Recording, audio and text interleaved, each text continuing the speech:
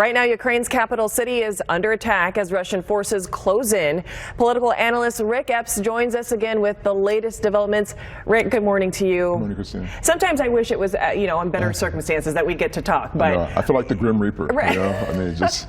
But you know what? There's a lot going on, so we have to ask the experts. So we're glad that you're here. Talk to me about, we're hearing about the air raids. They're ringing in Kiev. What's the latest situation right now on the ground? What can you tell us? Well, I mean, right now, of course, the goal is to try and surround and unwind the political infrastructure of the country. And so that means you've got to take Kiev.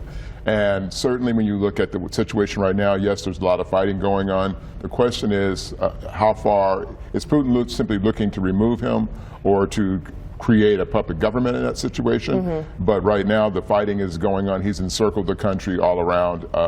It's going to be very difficult for the Ukrainian troops to prevent Russia and Putin from actually doing what his goal is or objective is in this region. And that's the part that's unfortunate. There's no way for them to really stop them. They can put up a good fight, but eventually it's just Russia has too much technology, too many troops to be able to for Ukraine to be able to prevent this from actually happening. And I know I was reading somewhere that Russia has nearly 1 million troops. Russia, Russia alone, and Ukrainian troops they're about a little over 200,000. Exactly. So and we'll get to that in a second. I did want to get to this because one of our web producers yesterday told us that one of the most popular searches on Google was, why is Russia invading Ukraine? So can you give us just the very basics? I mean, the history is way too long to unpack, but if you can give us what the most recent conflict is, let's talk about that. Yeah, well, just briefly, I'll say, so Ukraine is like the ancestral home. So there's a kinship and relationship between Ukraine and Russia. Putin has taken this step because for a couple of different reasons. One is he doesn't want Ukraine to lean further toward Europe and toward the EU and possibly toward NATO. And so his defense, and whether justified or not, and many of us would say it's all just ridiculous, but he's afraid somehow that NATO is going to have further incursions eastward. And so his notion is that it's a self-defense motive that he's acquiring this region back. But he's also made many statements over the last, even over the last year, but certainly in the last week, about the idea of why Russia even gave up these territories with the collapse of the Soviet Union, that this is actually part of their ancestral home. And so it really, he sees it as that it actually belongs to Russia, that it actually belongs to them, and that he's basically reacquiring territory that historically had been theirs to begin with. Right. So there's some sense in his mind, whether real or protracted, that it's a justified cause. It also makes me wonder if Ukraine had just said we're not trying to look to be part of NATO, whether or not that is actually their goal here, would that have stopped Putin to begin with? Let's talk about this huge economic impact that is taking place. It's going to take place. Now, the U.S. and many other countries rely on Russia's energy exports. We were talking about this, gas, a major one. Is this affecting the way you think the U.S. and other countries are responding to what's happening right now? Absolutely. I would think that what I would say is that they're taking a very incremental step, right? I mean, the sanction they put on so far is step one of multiple steps. And Biden sort of illustrated this yesterday, or outlined this in his plan yesterday. But there are, and so he's waiting to see how far and what kinds of steps are going to take before Russia takes a moment of pause. And anything that, of course, as you've seen, the Russian markets are also suffering too. Their economic markets are suffering. The protesters in Russia are they've had significant, over thousands and thousands in the streets. So there's a lot of pressure on him on the periphery of this. I will tell you that there is an organization, which many don't know, called SWIFT. And SWIFT stands for the Society of Worldwide Interbank Financial Telecommunications.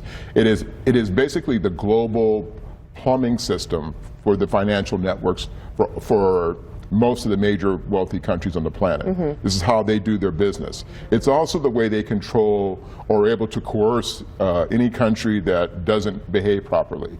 They have what's called we call the nuclear trigger, and this is basically like they use it against Iran about 10 years ago. Brought sanctions against them, cut off their finances, and really crippled their economy. That would be the nuclear trigger that could be used against Putin if they decided to go to the fullest extent to hurt him. And the only way you're really going to hurt him is with the economic coercion, and that's really it's an economic war is where this really comes to. We talk about the sanctions. Let's talk about the President Biden's response to this. The sanctions are being put in place, and he had even mentioned yesterday, well, let's take a month to see how well it's doing. He got a lot of pushback for that, and then even overnight, Ukraine's president, it seemed like he took a jab at President Biden, saying, okay, so you put these sanctions in place.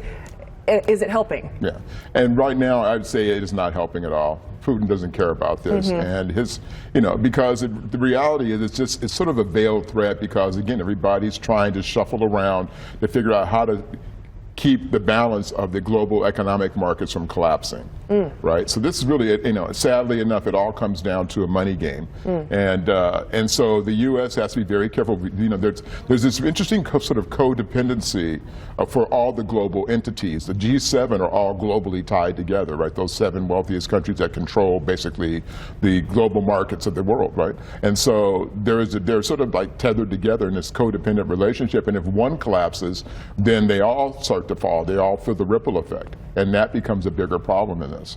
Putin overnight had this chilling warning, and I have to read it. He said, quote, "To anyone who would consider interfering from the outside, if you do, you will face consequences greater than any you have faced in history."